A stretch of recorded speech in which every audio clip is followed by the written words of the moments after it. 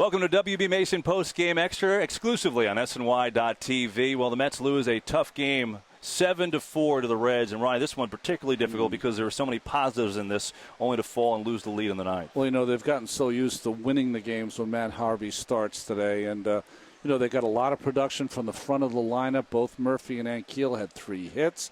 Murphy scored a couple of runs. They drove in some runs. A big triple by Ankiel late in the game to get the Mets tied.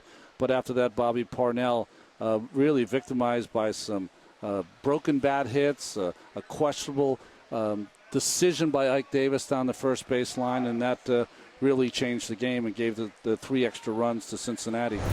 Right before it bounced, I thought it bounced foul. And in my head, I can't I can't catch it, touch the bag, and then throw it to second and get the guy out because it's a tag play, and the guy scores anyway. So in my head, when I thought I saw it bounce foul, I pulled my glove back because then we'd be 0-2 on Phillips, and the run wouldn't score. He just didn't get to it. The ball just hit in line and stayed fair. So it's the way things have been going, and that just typifies everything that's happened. It's a cruel game, and like I said, when things aren't going well, and you're not catching many breaks, the ball finds you, and that obviously was the case today. As far as Matt Harvey's concerned, human today. He did well, gave up 4 runs the first time in 16 starts, I think you were saying, so over 6 in the third innings. Wasn't as dominant as we could see in the past, but he was going up against the Cincinnati lineup that's just outstanding.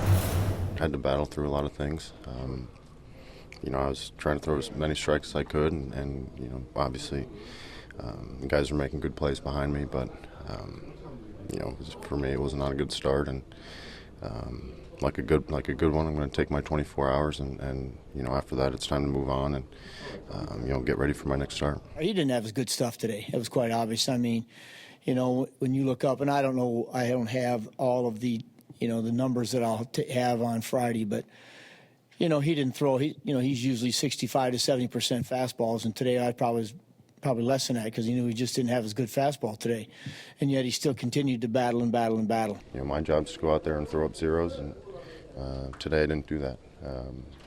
We had a lot rough couple starts, last couple weeks, so I wanted to go out there and put up zeros, and I didn't do that. Meanwhile, it's when you're going bad, the plays always seem to find you. Yeah. We know that Ike Davis has struggled with the plate, but a tough play for him in the ninth where he kind of watches the ball go by him, and it cost the Mets big in that inning. It's funny that he had a play similar to that, Kevin, earlier in the game, and maybe could have let that one go foul, decided to play it and just got an out instead of the go-ahead run Chu.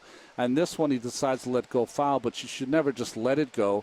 You catch it and let the umpire, Phil Cuzzi, who was at first base, made the call. He let it go. Phil Cuzzi called it fair, and it was a double for Phillips and a run batted in, and that was really the game for the Mets. That'll do it for WB Mason Post Game Extra. For Ron Darling, I'm Kevin Burkhardt. Catch us after every game exclusively on SNY and SNY.TV.